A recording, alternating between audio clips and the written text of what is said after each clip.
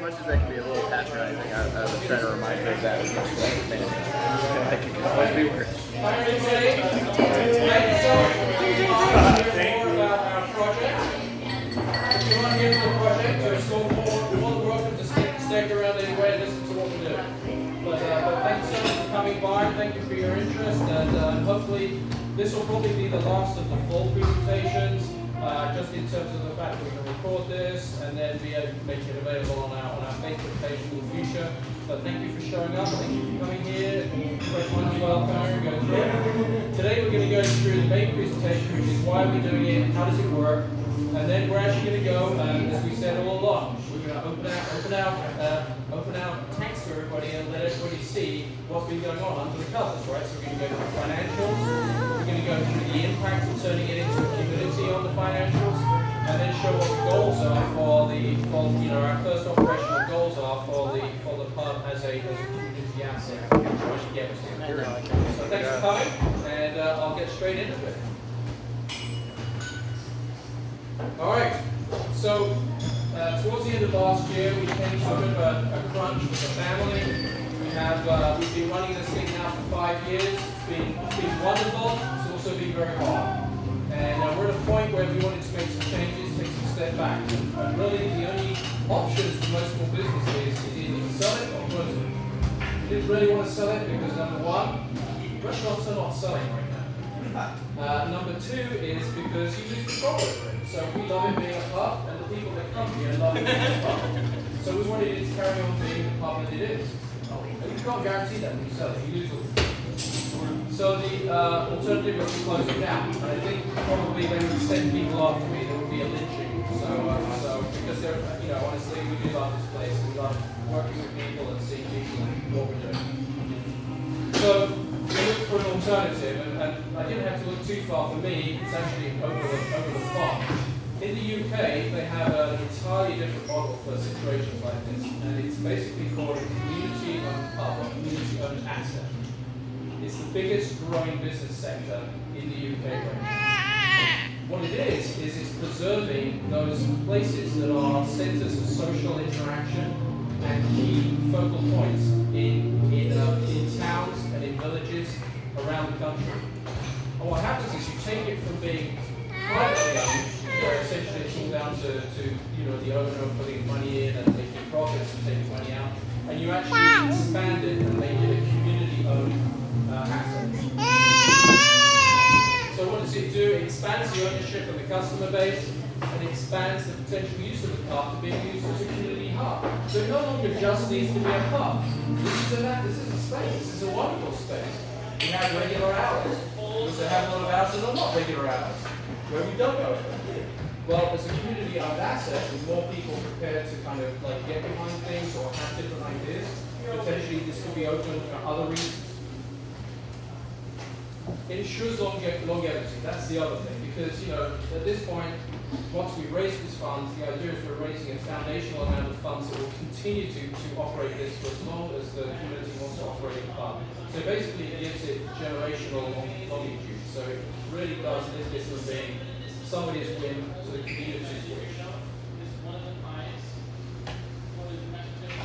So, what is a community-owned pub?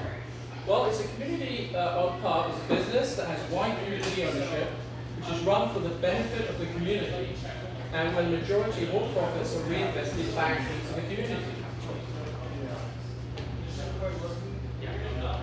So, what's the background to this? Well, the background really is that it's the leading business growth sector, as I said, in the UK right now. There are over 200 community-owned pubs in the UK.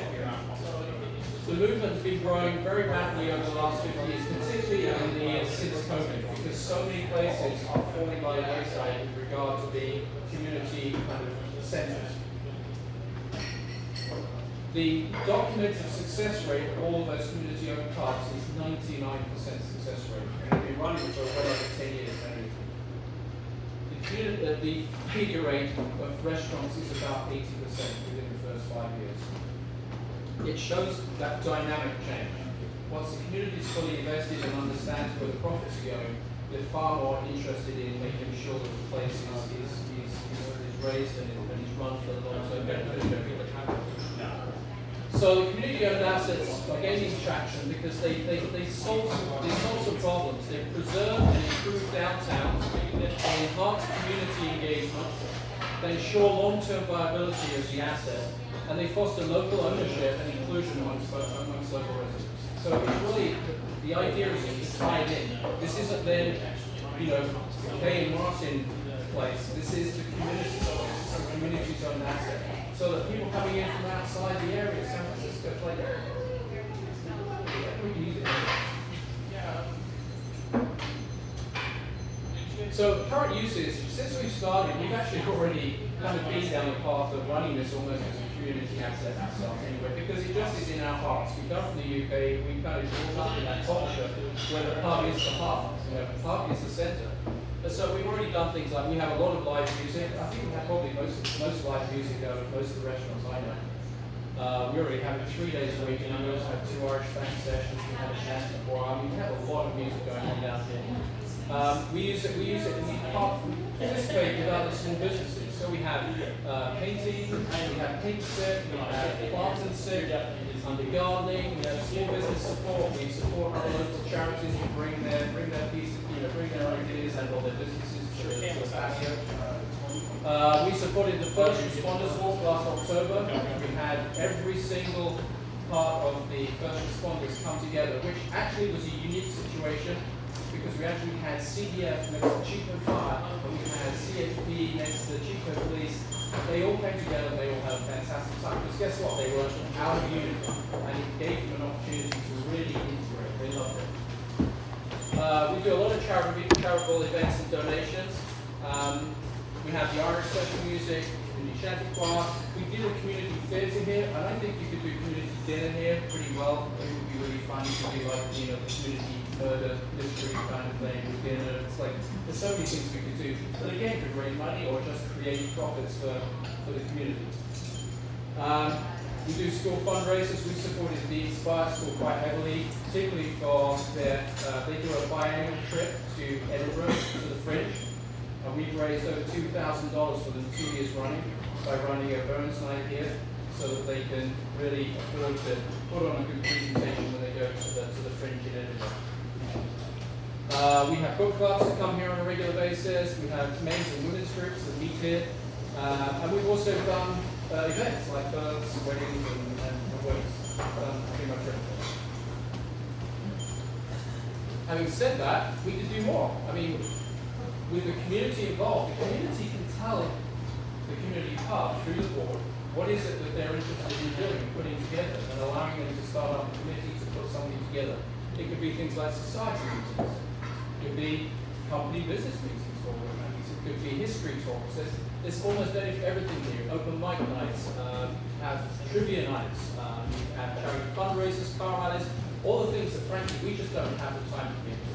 There's only so much that, when it's owned by a small number of people, there's only so many things that they can get to, whereas when you have community ownership, there's a much wider, broader base of talent that really can help to inspire, extra activities.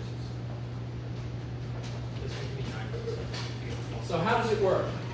Well, basically, we create a new entity. We call it the Allies Pub Inc. We've been through a number of different iterations of what that's going to look like. We've actually retained legal counsel now. It's actually a not-for-profit specific legal firm out of Sacramento. And we have discussed with them, and we're going to go with a 501c3 organization. We played with a B Corp, we played with a C Corp, we played with all sorts of things, but ultimately this fits the community. This fits the community. And what happens is the net assets of the pub, as it stands, will be transferred into that organization, and then we will be diluted down by bringing on membership from the community. So basically it's a membership-owned organization. So, how does it work? As I said, it's going to be a limited, it's going to be a defined membership. In other words, we have a number of memberships, 100 memberships. Of those 100 memberships, that will define exactly what the size of this organization will be and how it will operate. It will be a not-for-profit. We will create profits from operating the Allies Pub. there's also the opportunity, because it is a 501c3, to actually raise donations and bring those in as tax-free donations to help also contribute to projects of the core. But we like the fact that it has an operating profit base because it then doesn't require ongoing membership, ongoing fees. We're just really creating what we would call a war chest from those memberships. Legal requirement, we have an operating agreement to ensure success and all are focused on the common goals, accountability. It's going to be very open in terms of transparency. So there'll be an annual report and accounts, and also that report will say what the previous year's projects were and whether we completed those or how we're getting on. Transparency will also be in terms of like making sure the public as a whole can see what we're doing, like those mini bank reports sometimes you read up. It just says who we are, what we raised, what we've done with the funds. How it works too. So the membership as a whole becomes effectively like the general. The memberships actually have voting rights, and we'll talk about that in the legal and financial section. But the membership has the voting rights. They have a board. The board is effectively the operating executive for the membership. They will then work with the GM as the central point in the pub, and the GM will then work with the shift leads and the general staff. So effectively, the pub is managed as it's currently managed. It's just that there will be we will be able to filter the community's needs through the board.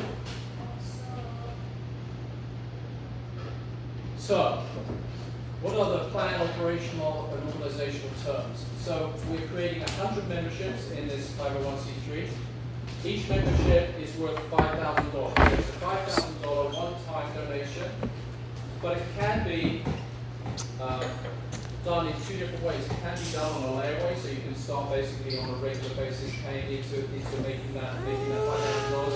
But also, it could be if you have friends and neighbors that don't want to put up that much, but they want to put up something, you can create a club. And if you create a club, then the club, so long as there is an entity that we can call as the member, that's fine too. Because we want this thing to be broadly owned.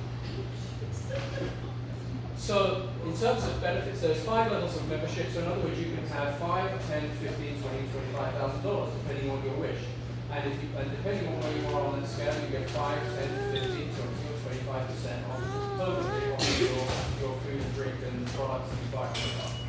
So, there is a lasting and ongoing payback, effectively, for being a member. You'll be a card-carrying member. So they are also assets. So even though you have effectively created a membership, they are effectively transferable. The membership is transferable. It can be transferred within, to family. It could be inherited. It could be sold. So it's an enduring asset. And the idea is that, but there is a priority by which you would sell your asset if you need to. So the first thing would be it would be offered to other members. So the offer to other members of face value. Within 30 days, the members may not pick up that membership, then we offer it back to the board. If the board is not under an obligation to buy it back, but there is the opportunity for the board to buy it back, depending on circumstances. And then finally, it would be a sale to the community for whatever price you put in. The organisation owns memberships may be resold for huge members. So again, the organisation holding those memberships could be just a stopping point so that the organisation will then actually go find another member to take on the membership. So 18 memberships we utilise to create a community foundational war chest. This is the thing that's going to protect this company from having to worry about operating profits and losses, in the short term, so the corrections can be made, so you don't end up with just sucking money down and closing up the year. The other 20 memberships are utilized to acquire the 100,000 in net assets of the Allies Fund. So the initial pro forma balance sheet of 501c3 is essentially 400,000 in cash, 100,000 in net assets, maybe 500,000 in assets, and 500,000 in reserves. So that's effectively the opening balance sheet of what we're trying to create.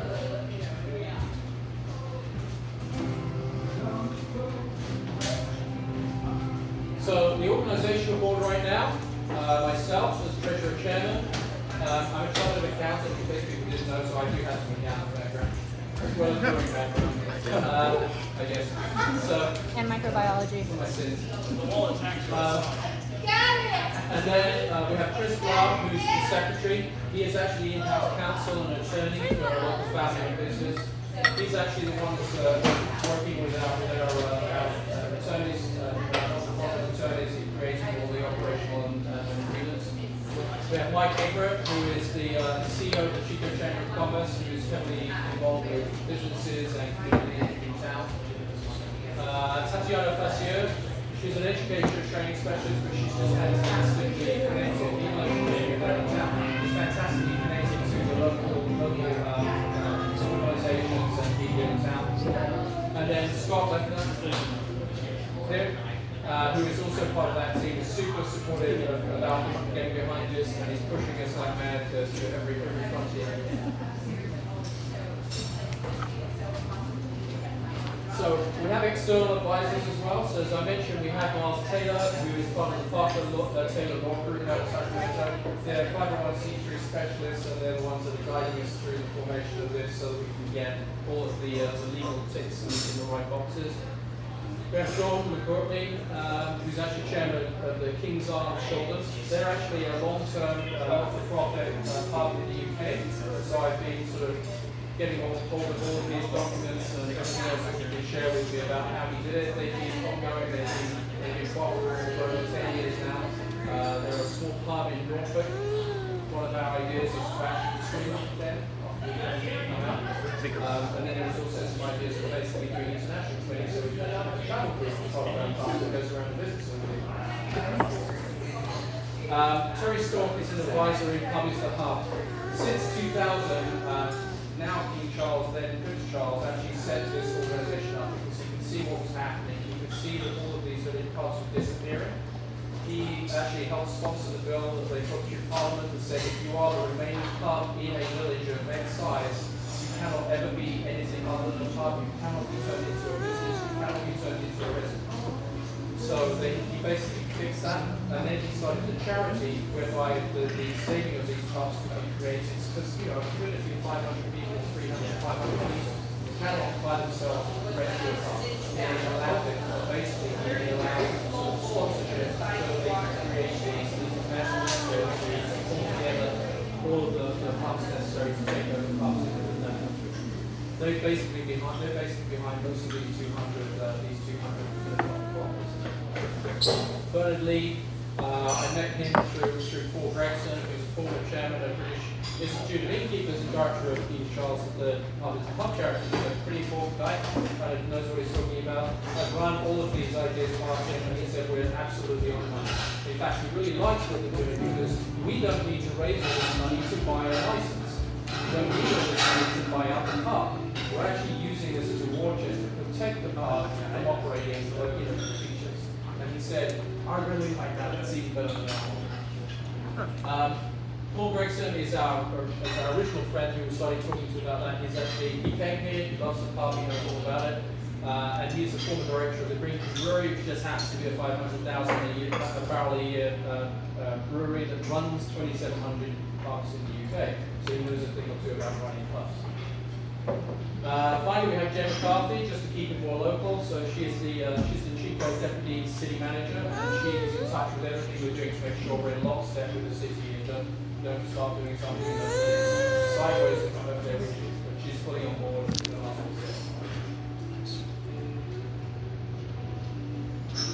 So, examples, US and the UK. We talked about the King's Arms at Shoulder. That is a village-style pub. They've been running for over 10 years. They have an annual beer festival. They do all sorts of things with their membership. They have members that are in France and America, all over the place. They have members everywhere. But they created that over 10 years ago, and it's been running strong ever since. The Star of Greenwich in London is actually in an urban, rundown area. That was saved from redevelopment by this program, and is now a total community hub. They're way beyond just being a pub. They use it for childcare certain times. They use it for art therapy. They use it for all sorts of different reasons. And it's a fantastic model that they use in the inner city. So it's working in the inner city too. Finally, I did find one example of this in the US. We are way behind the eight ball here, by the way. So if you look at the number of not-for-profit, community-owned assets in the UK, beyond pubs, like shops, stores, etc., there are over 9,000 of these in the UK. 210 of those have to be pubs. This is the only one I can find in the US, so I think we're a little behind the curve here. It's the People's Pint in Massachusetts, USA. It was a brewery that wanted to be super sustainable, which meant that their operating costs were too high to compete with other breweries. So they got the community involved, the community raised money, and they are been functioning ever since as a local brew pub in Massachusetts. So there was I did have that information. It's several years ago. I think I think it's 11 years. it's 11 I think years. it's 11 years. About 11 years. It's been a while, but they're literally the sole one that looks like us.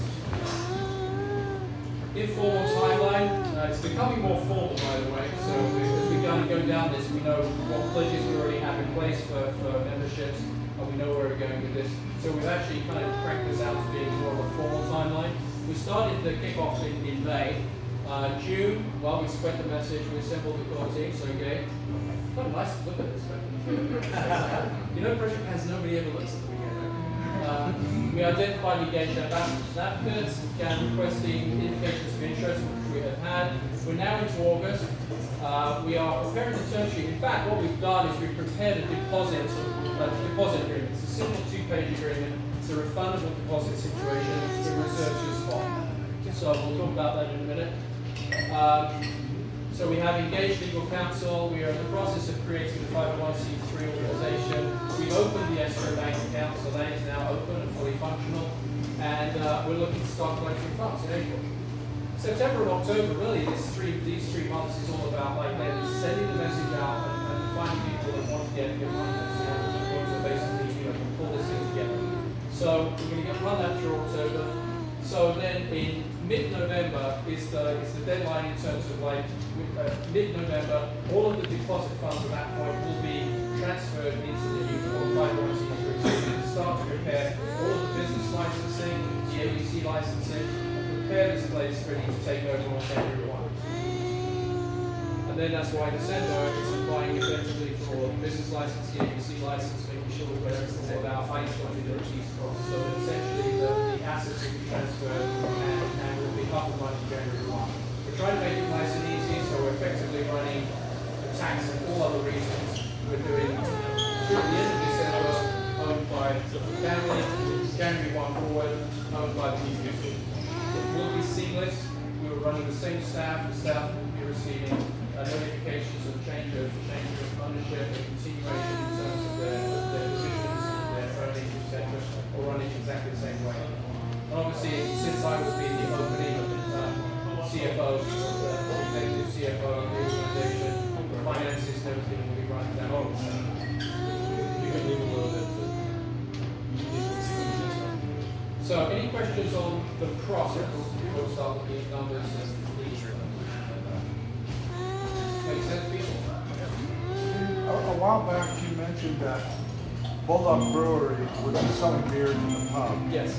And that you were open to local breweries having beer on tap here. How would that decision-making process unfold? Would it be the board to do it, or So I trust you, So yeah, I mean, obviously, to the extent that I'm on the board, obviously I'm going to have a large role to play in that. But I think the intention is for local brewers to have a tap. And when I say local brewers, it would be NorCal, it would be Secret Trail, it would be Randall West, and it would be Mulberry. So we have 4 potential opening taps, depending on whether they want to put it in. But there will be 4 open taps that we would maintain for them, so that they don't have to sell. It's like we go taste it. It's part of being local. Part of being local and part of being the allies, because we want to support local businesses. while we're a brewery, we need to feature our own beer. Yeah. It also takes some of the weight off of me because I'm trying to step back a little bit from the brewery too. Because I'm anticipating that the brewery selling more beer is going to need me to brew more often. So I kind of like backpedal a little bit, making sure I brew ones that are uniquely British and uniquely us. You could get too far away from that. Yes. Yeah.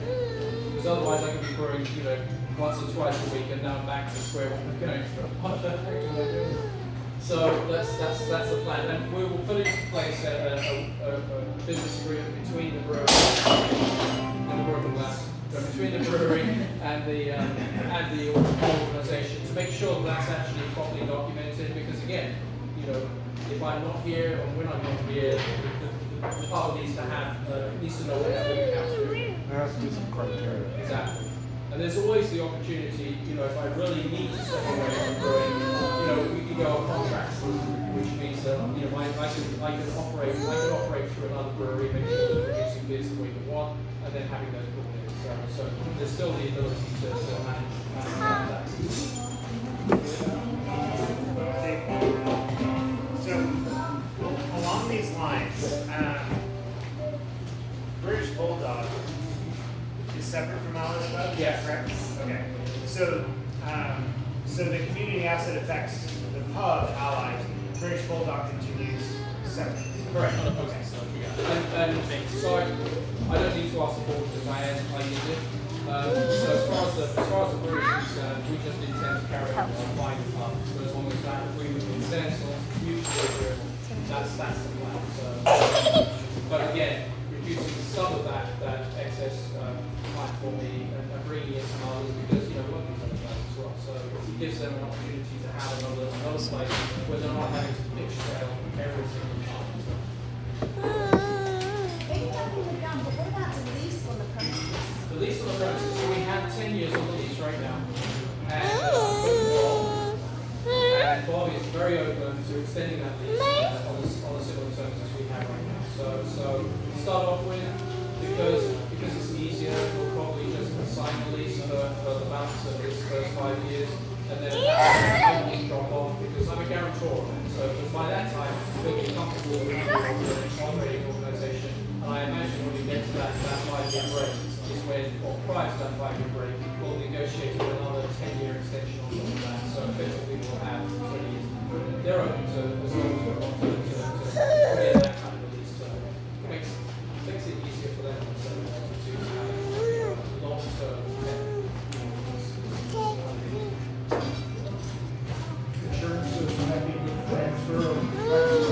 So, in fact, it's almost mandatory because my insurance, I'm having to renegotiate my insurance right now. My insurance has just jumped out. So I have another insurance coming in. But in fact, it's easier to insure a pub rather than a pub brewery. Yeah.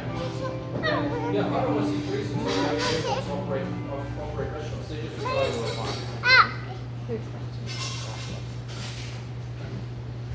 If you don't reach your goal for any number, you have flexibility to extend an offer and how many times. Very good. So the nice thing is because this is not an equity offering, the membership is open. So as long as we have reached at least on some level of debt by the time we get to November 15th. And again, remember most of all of this money is actually access to the business. Obviously you need to separate that out. Just to make sure we can take it. June, July, and January. So you have to have money for those ones. But it's really about raising debt. The membership itself can go on until we there's no hard end to the end of the sale. As opposed to a sale in a private company where you have to have particular time limits, you have to sell it, everyone has to be accredited or for instance that one. We've been doing that too many times. I was just wondering, the process by which this is constructed, would it be possible to engage with like public-private partnerships? I know you've worked with the Chico Chamber of Commerce, but I've done some advocacy work, and as long as you can one of the hard parts of this is finding who to talk to on the phone, but as long as you can find the right person, usually national organizations or even relatively large private ownership is willing to create donations, stakes in the company, things like that. You know, it's kind of that sort of thing. Yeah, this is not just open to people. So, for example, any business that's downtown that wants to support this, they could become a member. Okay. So they can be business members, they can be non-profit members. You've got other charities around town that may find that this ties in exactly to what their process is, and they could actually do a membership associated with that, which gives effectively the operating management of that 501c3 a member card, and they can use the company or they can organize, meetings in the company, which is just another win-win. That's what I was thinking. Yeah. Okay. Even not inside the community. Yeah, that's what a national organization. Yeah, Patagonia, for example. Yeah. Just so you know, It's always good. we've been approached by somebody in San Francisco saying they want to take up a unit because they come to Chico, every now and then, and they said they're so low the card, they don't want to pay it, and they want to be a member. Okay. So it's not geofenced. There's no geofencing around it. We looked at it and we said, Okay, I just like the idea of the flexibility, and then it also means that it'll make it easier to hit your targets. Yeah. So that's the end of this presentation. So I have another presentation